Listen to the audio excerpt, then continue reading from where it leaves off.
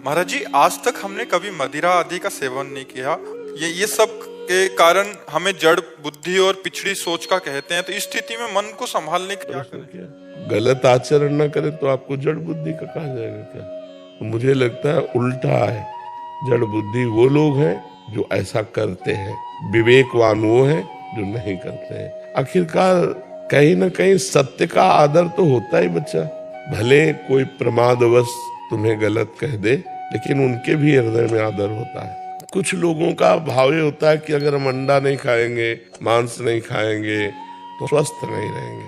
अगर हम प्रसन्न हैं, सात्विक आहार है और सुंदर विचार है, तो हमारा तन भी स्वस्थ रहेगा और मन भी स्वस्थ रहेगा। आप अच्छा दूर से देख के बताओ, क्या हम आपको लगते हैं किडनी फेलियर है? आप विचार करके देखो। क्यों? क्योंकि हम हर समय प्रसन्न रहते हैं। हम एक मिनट भी कभी किडनी फेलियर बन के नहीं बैठते। अब 1 बजे रात्रि से हमारी दिनचर्या चल रही, या क्या किडनी फेलियर की चल रही? हर समय हमारा दिमाग भगवान की तरफ। क्या आप नहीं लगा सकते? आप भी वैसे लगाइए। दुखों से लड़ना पड़ेगा। ये संसार दुखालयम है, संघर्ष करना पड़ेगा। तो हम ऐसे आनंदमय बने। ये हम इसलिए उदाहरण दे देते हैं अहंकार पुष्टता के लिए नहीं, कि जिनको लगता है मंडा खा करके, मांस खा करके बलवान बनेंगे।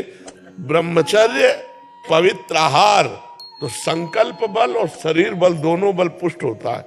किसी ने कहा कि महाराज जी, यही प्रश्न किया था एकांती में, कि आप और आपके चेले बड़े हष्टपुष्ट है, तो संयम, अगर संयम है, नियम है, तो देखो बीमार होते हुए भी पवित्रता और संयम के कारण हमको खुद महसूस होता है कि मैं बलवान हूं। और अगर अभी संयम बिगड़ जाए और भगवान का भरोसा छूट जाए तो डिप्रेशन में पहुंच जाऊं, इतना कष्ट रहता है। कि अगर हमको कोई मूर्ख कहे, जड़ कहे, और हम सही ढंग से चल रहे, हिलना नहीं चाहिए। हमें अपने मार्ग से हटना नहीं चाहिए, हमें बलवान होना चाहिए। और बहुत सुंदर जीवन जाएगा यदि आप ऐसे चलोगे। शराब पीने वाला, मांस खाने वाला, व्यभिचार करने वाला आज भले स्वस्थ दिखाई दे रहा है, लेकिन कल दुर्गति को प्राप्त होगा। आप आज भले दुखी हो, लेकिन कल आप सदगति को प्राप्त होंगे। कल आप अच्छा जीवन व्यतीत करेंगे। इसलिए हमको अच्छे आचरणों में दृढ़ रहना चाहिए। सामने वाला निंदा करे तो भी। काफी बच्चे तो महाराज जी इसी उसमें आ जाते हैं, दबाव में आके भी गलत आचरण करने लगते हैं। गलत है, गलत है। वो बच्चे कम बुद्धि वाले हैं। प्रवीण बुद्धि अपने जीवन को गंदा न करे। शराब जो है, एक तो शास्त्र निषिद्ध है, शास्त्र रोकता है, और दूसरी बात उसमें लाभ क्या है? जब आप शराब के नशे में होगे तो आपका बर्ताव ठीक नहीं होगा, आपके आचरण ठीक नहीं होंगे, आपका चरित्र पवित्र नहीं होगा। पैसा गया, स्वास्थ्य गया, इज्जत गई। भला ऐसा क्यों? जब हमारे शास्त्र रोकते हैं तो शराब नहीं पीना चाहिए। और जब तक ब्याह ना हो तब तक ब्रह्मचर्य से रहो। ब्याह हो जाए तो एक पत्नी व्रत धारण करो।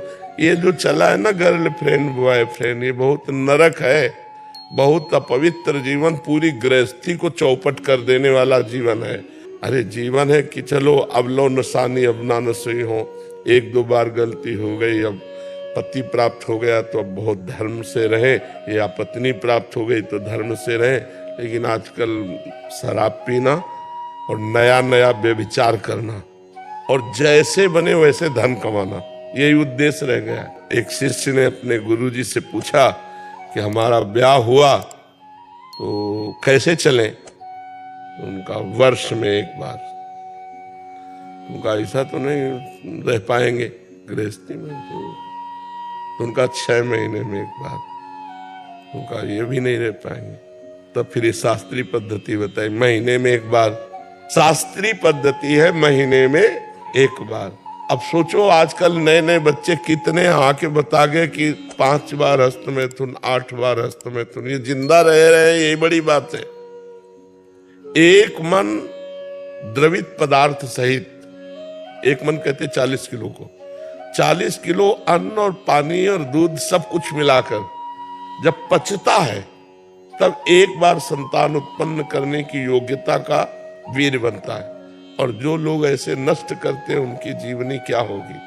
इसलिए वो ब्रह्मचारी ही माना जाएगा गृहस्थ जो एक पत्नी व्रत है वो महीने में एक बार संयोग करता है संतान उत्पत्ति के लिए। शास्त्र आज्ञा जो है, शेष समय ब्रह्मचर्य। संतान उत्पत्ति का उद्देश्य नहीं है, फिर नहीं करना। फिर व्यभिचार के लिए आदेश नहीं है, नहीं शास्त्रीय आदेश नहीं है, बका उसको पाप लगेगा नहीं। अगर वो महीने में एक बार संयोग करता है तो पाप नहीं लगेगा, पाप का अधिकारी नहीं है, लेकिन शास्त्र आदेश नहीं है। शास्त्र आदेश केवल संतानोत्पत्ति के लिए है। शेष समय ब्रह्मचर्य रहकर भगवत आराधन करते हुए अपने कर्तव्य का पालन करना। धर्म, अर्थ, काम, मोक्ष, तो हमारा लक्ष्य मोक्ष प्राप्ति भी है। वो इंद्रियों का विलास जब बंद होगा तभी तो हम मुक्त अवस्था की तरफ जा पाएंगे। तो हमको चाहिए कि 40 तक हिसाब किताब बराबर कर ले गृहस्थी का, इसके बाद भगवान की प्राप्ति का पूरा कमर कस के लग जाना चाहिए। गृहस्थी में भी रहे तो फिर बात बन जाती है।